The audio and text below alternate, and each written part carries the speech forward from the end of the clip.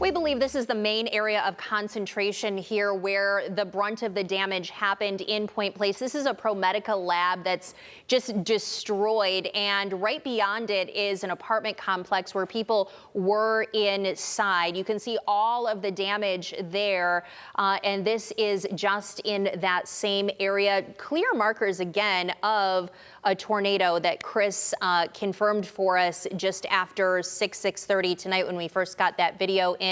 This is the Anchor Inn, and it is right across the street from that lab. A lot of people have been walking around there throughout the night, checking out the damage. Take a listen.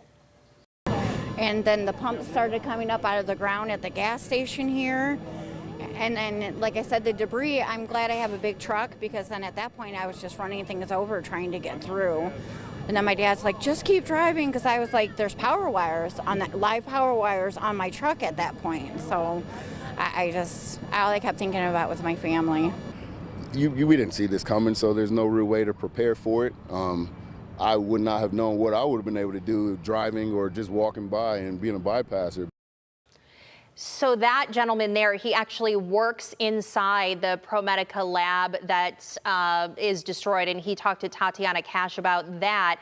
I mentioned the Anchor Inn across the street. One person who came up to me, he said, you know what, it's remarkable because this building is right in the middle of all this damage, and it really didn't sustain any itself. And I talked to the owner who said it's a very solid building. But isn't that the case, Chris?